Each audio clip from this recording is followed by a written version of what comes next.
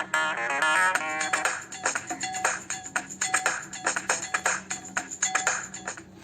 Friends, आपके अपने YouTube channel खनन ज्ञान पे फिर से आप लोगों का स्वागत है। आशा करता हूँ आप लोग बहुत ही अच्छे होंगे। तो देर ना करते चलिए आज का अपना टॉपिक शुरू करते हैं। तो आज की इस वीडियो में हम लोग एक्सप्लोसिव के बारे में फिर से चर्चा करेंगे और इस वीडियो में हम लोग ओपन कास्ट में प्रयोग होने वाले एक्सप्लोसिव के बारे में चर्चा करेंगे। ठीक है, ओसी खान में जितने भी एक्सप्लोसिव लगभग यूज होते हैं उनके बारे में डील करेंगे और उनसे बनने वाले जितने भी इम्पोर्टेंट क्वेश्चंस हैं उनको हम देखेंगे।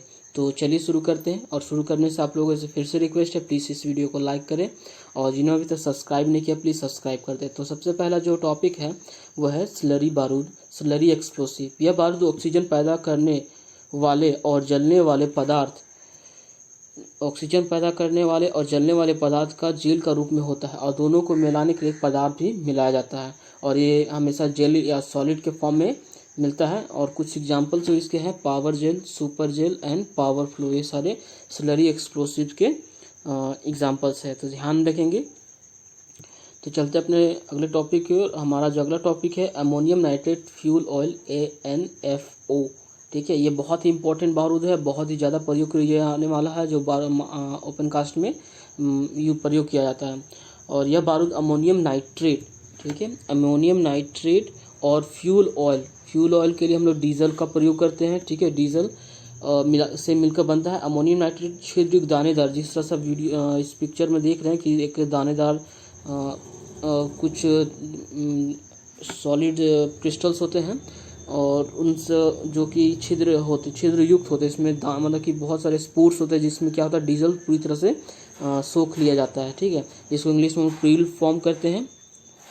और अमोनियम नाइट्रेट का लगभग 94% हम लोग यूज करते हैं इस एक्सप्लोसिव में और फ्यूल ऑयल 6% ही होता है। का अगर मात्रा में देखा जाए तो 100 kg अमोनियम नाइट्रेट के लिए 7 लीटर काफ़ी होता है फ्यूल ऑयल। ठीक है, पर बारिश के दिनों में अगर हम इसका प्रयोग करना चाहते हैं तो इसमें हम लोग डीजल की मात्रा 9 लीटर तक मिलाया जाता है इसका सेंसिटिविटी बढ़ाने के लिए।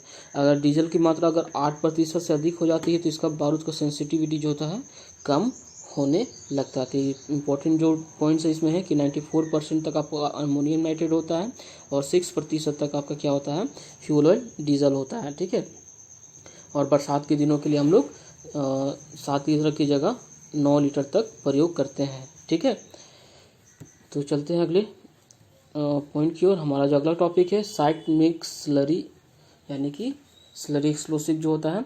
यह बारूद जो होता है इसका नाम के जैसे आप समझ सकते हैं कि ये जो एक्सप्लोसिव है साइट पे जहाँ पे ये प्रयोग होना है वहीं पर इसका क्या होता है इसको बनाया जाता है। ठीक है, यह बारूद जो है ऑक्सीजन पैदा करने वाले पदार्थ और जलने वाले पदार्थ सेंसिटाइजर और क्रॉस लिंकिंग एजेंट को मिलाकर के बनाया जाता है। ठीक है, क्या क्या होता है ऑक्सीजन पैदा करने वाला पदार्थ, जलने वाला पदार्थ और सेंसिटाइजर। ठीक है, उसमें क्रॉस लिंकिंग एजेंट भी मिलाया जाता है और ये हमेशा तरल रूप में ही प्रयोग किया जाता है। और यह एक ट्रक के माध्यम से देख सकते हैं, एक ट्रक होता है जिसमें डिस्पैचिंग सिस्टम और डिफरेंट चैम्बर्स होते हैं, देख रहे हैं 1 2 3 चैम्बर्स है। और इसमें एक मिक्सिंग चैम्बर भी होता है जहाँ से मिक्सिंग करके क्या करता है जो होल होता है उसमें हम लोग क्या करते हैं उसमें पूर करते भरते हैं। ठीक है, यह ट्रक के द्वारा साइट पर ला करके अलग अलग कंपार्टमेंट में लाया जाता है और साइट पर मिक्सिंग चैम्बर में मिला करके ब्लास्टिंग होल में डाला जाता है और यह नॉन कैप सेंसिटिव होता है। जब ये होल में डाला जाता है तो उस समय यह तरल होता है और होल में जाने के कुछ देर बाद यह जेल के फॉर्म में बदल जाता है। ठीक है, और कैप सेंसिटिव और नॉन कैप सेंसिटिव के बारे में हम लोग थोड़ा आगे डील करेंगे। ठीक है, बहुत इंपॉर्टेंट पॉइंट है। देख सकते हैं यहाँ पर फिगर में कि एक ट्रक है जो डिस्पैचिंग सिस्टम के साथ में बना हुआ है और ये साइट पे ही मिलाकर बनाते हैं। इसी कारण से इसका नाम जो होता है साइट मिक्स स्लरी एक्सप्लोसिव कहा गया है, SMS के नाम से इसको जाना जाता है। ठीक है, चलते हैं अगले टॉपिक की ओर। हमारा जो अगला टॉपिक है साइट मिक्स मोल्सन। ठीक है, नाम से ही इसका भी देख सकते हैं ये भी साइट पे बनाया जाने वाला बारूद ही है और इसमें ऑक्सीजन देने वाला पदार्थ होता है और जलने वाला पदार्थ भी होता है। ठीक है, दोनों से मिलकर बना और इसमें पानी और तेल जो होता है जलने वाला और ऑक्सीजन प्रदान करने वाले जो होते हैं ये पानी और तेल होता है, ठीक है। और दोनों को आपस में मिलाने के लिए हम लोग इमल्सिफाइंग एजेंट का प्रयोग करते हैं, इसीलिए इसका नाम जो है इमल्सिव एक्सप्लोसिव नाम पड़ा, साइट मिक्स इमल्सन, ठीक है। और ये दो तरह का होता है, ठीक है। एक होता है वाटर इन ऑयल और दूसरा होता है ऑयल इन वाटर टाइप, ठीक है। और यह भी जो है ट्रक के माध्यम से ही साइट पर लाया जाता है और डिफरेंट चैम्बर में होता है और ज़रूरत के हिसाब से मिला करके होल में भरा जाता है, ठीक है। तो चलते हैं अब ऊपर में मैंने बताया था कि कैपेसिटी अब नॉन कैपेसिटी के बारे में थोड़ा सा मैं बताऊंगा वो क्या होता है। तो वह बारूद जो डेटोनेटर और डेटोनेटिंग फ्यूज़ की मदद से, ठीक है, डेटोनेटर और डेटोनेटिंग फ्यूज़ की मदद से ब्लास्ट किया जाता है, उससे हम लोग कैप सेंसिटिव कहते हैं। और ये मैक्सिमम जो होता है हमेशा अंडरग्राउंड बारूद के लिए प्रयोग किया जाता है, ठीक है। याद रखेंगे, डेटोनेटर और डेटोनेटिंग फ्यूज की मदद से ब्लास्ट किया जाने वाला जो एक्सप्लोसिव उसे हम लोग क्या कैप सेंसिटिव कहते हैं और ये हमेशा अंडरग्राउंड में ही प्रयोग किया जाता है। और वह बारूद जिससे डेटोनेटर या बारूद की फ्यूज मदद से नहीं ब्लास्ट किया जा सकता है उसे हम लोग नॉन कैप सेंसिटिव बारूद करते हैं। और उस बारूद को हम लोग ब्लास्ट करने के लिए पहले उसको कैप सेंसिटिव बनाया पड़ता है, ठीक है। और उसको बनाने के हम लोग उसमें बूस्टर कार्ट्रिज या बूस्टर बारूद का प्रयोग करते हैं, ठीक है। तो बूस्टर कार्ट्रिज आप देख सकते हो, उसको एक एग्जांपल मैंने दिया है पेंटोलाइट और प्रीमैक्स, और दूसरा जो है बूस्टर बारूद और जो है वो है open cast gelatine OCG gelatine जो प्रयोग करते हैं, ठीक है। आशा करता हूँ आप लोग बहुत अच्छे से समझ गए होंगे। तो चलिए इस पे ऊपर कुछ इंपॉर्टेंट क्वेश्चन को हम लोग डील कर लेते हैं, ठीक है। तो पहला जो क्वेश्चन है, SMS का फुल फॉर्म क्या है, एक्सप्लोसिव के लिए हम लोग यूज करते हैं तो SMS का the site mix slurry, site mix salt, short messaging service. इसका सही उत्तर जो है ए, साइट मिक्स स्लरी, ठीक है। अगला क्वेश्चन जो है NFO का फुल फॉर्म क्या है, बहुत इंपॉर्टेंट क्वेश्चन है, रिपीटेड क्वेश्चन है, ध्यान में रखेंगे। तो है इसका जो सही उत्तर है अमोनियम नाइट्रेट फ्यूल ऑयल, बहुत इंपॉर्टेंट क्वेश्चन, ध्यान रखेंगे, ठीक है। अगले क्वेश्चन की ओर डील करते हैं हम लोग।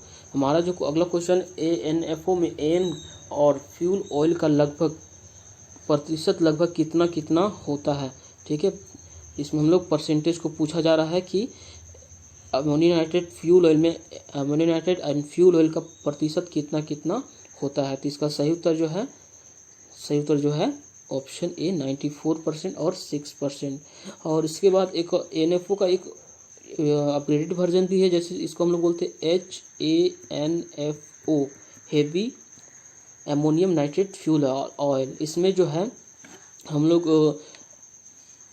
फ्यूल ऑयल का जो है मात्रा इसमें ज़्यादा होता है। अमोनियम नाइट्रेट का जो मात्रा होता है 80% होता है और फ्यूल ऑयल का जो मात्रा होता है 20% लगभग होता है, ठीक है। तो ध्यान रखेंगे इसको, अमोनियम नाइट्रेट का 80% और फ्यूल ऑयल का 20% होता है, तो इसको ध्यान में रखेंगे, ठीक है। तो चलते अगले क्वेश्चन की ओर। हमारा जो अगला क्वेश्चन है, नॉन कैप सेंसिटिव बारूद को कैप सेंसिटिव बनाने के लिए बूस्टर की मात्रा कितनी होती है। तो इसका सही उत्तर जो है ऑप्शन ए 0.25। ये भी इम्पोर्टेंट क्वेश्चन है, ध्यान में रखेंगे। तो अगला क्वेश्चन जो हमारा है, सॉइल के लिए स्लीपिंग होल कितने दिनों तक रखा जाता है। ये भी बहुत इंपॉर्टेंट क्वेश्चन है और ये क्वेश्चन जो है आपका MCL में पूछा जा चुका है, तो ध्यान रखेंगे, MCL में पूछा जा चुका है क्वेश्चन है। तो सॉइल के लिए स्लीपिंग होल के कितने दिनों रखते हैं, तो सॉइल के लिए 7 डेज रखते हैं, ठीक है। और उसके बाद और एक के लिए हम लोग स्लीपिंग होल रखते हैं, वो है आपका 15 डेज़ के लिए, ठीक है। सॉइल को छोड़ करके अगर दूसरे के लिए रखा जाए तो हम लोग को 15 डेज़ के लिए रखते हैं, ठीक है। चलते अगले क्वेश्चन के लिए। हमारा जो अगला क्वेश्चन है, ओपन कास्ट खान में ब्लास्टिंग होल का तापमान कितना से अधिक नहीं होना चाहिए। तो इसका सही उत्तर जो है ऑप्शन सी 80 डिग्री सेल्सियस। अब बहुत इंपॉर्टेंट क्वेश्चन है, इसके कारण से अभी हाल ही में एक एक्सीडेंट भी हुआ था राजमहल में, तो ECL के जो माइंस है उसमें ओपन कास्ट माइन में, और ये बहुत इंपॉर्टेंट क्वेश्चन। और इससे रिलेटेड एक रेगुलेशन भी है कि अगर होल का तापमान, रेगुलेशन जो है उसमें लिखा हुआ है कि होल का तापमान अगर 80 डिग्री सेल्सियस से ज़्यादा होता है तो उसमें 24 घंटे पानी डाल करके छोड़ा जाएगा, और तापमान कम होने के बाद उसमें बारूद भरने के बाद 2 घंटे के अंदर 2 आवर्स के अंदर में उसको ब्लास्ट कर दिया जाएगा, ठीक है। बहुत इंपॉर्टेंट है, इसको ध्यान में रखेंगे, ठीक है।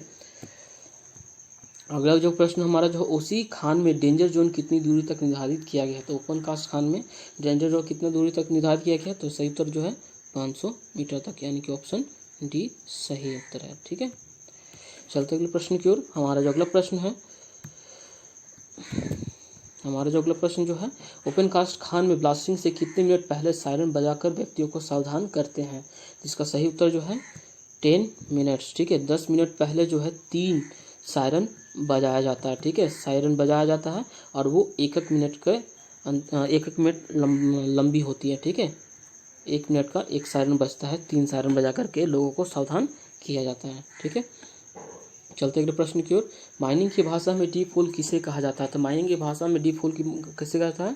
तो हमारा जो ऑप्शन है 3 मीटर से कम गहरे होल को, 3 मीटर से के लंबाई वाले होल को, 3 मीटर से अधिक गहरे वाले होल को, या बी और सी दोनों सही है। तो इसका सही उत्तर जो है सी ऑप्शन सही है, 3 मीटर से अधिक गहरे वाले होल को। बहुत सारे बुक्स में ये दिया हुआ है कि 3 मीटर और 3 मीटर से गहरे दोनों दिया हुआ। ठीक है, पर रेगुलेशन में अगर देखा जाए तो 3 मीटर से अधिक, ठीक है, 3 मीटर से अधिक गहरे होल के लिए हम लोग उसको डीप होल कहते हैं। ठीक है, ध्यान रखेंगे, इसमें कंफ्यूज नहीं होना है। ठीक है, तो हमारा जो अगला प्रश्न देखते हैं, कड़े पत्थरों के लिए लगभग कितना बर्डन प्रयोग किया जाता है? ठीक है, सॉरी, बारूद होगा यहाँ पर। कड़े पत्थर के लिए हम लोग कितना बारूद प्रयोग करते हैं, कितना ग्राम बारूद मतलब कि 1 घन मीटर के लिए कितना बारूद प्रयोग किया था? तो इसका सही उत्तर जो है वो है 0.4 से 0.5 kg प्रति घन मीटर के लिए हम लोग बारूद प्रयोग करते हैं। और ये जो है आपका मुलायम के लिए होता है, मुलायम पत्थरों के लिए। और ये जो है आपका 0.3 जो है वो आपका है मतलब कि थोड़े कम कड़े पत्थरों के लिए प्रयोग किया था, 0.3 kg। ठीक है, और एक इम्पोर्टेंट क्वेश्चन है, इसको ध्यान रखेंगे। अगला जो प्रश्न है जो हमारा है, नरम पत्थर में स्पेसिंग बर्डन के कितना गुना लिया जाता है? नरम पत्थर में स्पेसिंग, जो हम लोग स्पेसिंग के बारे में आप लोग जानते होंगे कि 2 होलों के बीच की दूरी को हम लोग स्पेसिंग कहते हैं। 2 होलों के बीच की दूरी को क्या कहते हैं? स्पेसिंग कहा जाता है। और फेस से फर्स्ट होल की दूरी को क्या कहा जाता है? बर्डन कहा जाता है। ठीक है, इसको ध्यान रखेंगे। फेस से फर्स्ट होल की दूरी को, फर्स्ट जो होल होता है फेस से, जो हमारा फेस है जहाँ पे हम लोग कोयला निकालते हैं, इसके पास इसको दूरी को क्या कहते हैं? बर्डन कहते हैं। और इसको क्या कहते हैं? स्पेसिंग, 2 होलों के बीच की दूरी को। तो बर्डन के कितने गुना हम लोग स्पेसिंग रखते हैं उसको पूछा गया। तो इसका सही उत्तर जो है वो आपका नरम पत्थर के लिए, तो नरम पत्थर के लिए होता है आपका 1.5 गुना। ठीक है, और ये जो है आपका कम कड़े पत्थरों के लिए होता है 1.25 गुना, और 1 गुना जो होता है कड़े पत्थरों के लिए होता है। तो आशा करता हूँ आप लोग के लिए ये क्वेश्चन सारे बहुत इंपॉर्टेंट हो गए और आप लोगों ने बहुत अच्छे से इसको ध्यान में रखा होगा और इनको याद किया होगा। तो आज के लिए इतना ही। आप थैंक यू, और इस वीडियो को लाइक करना और सब्सक्राइब करना ना भूलें।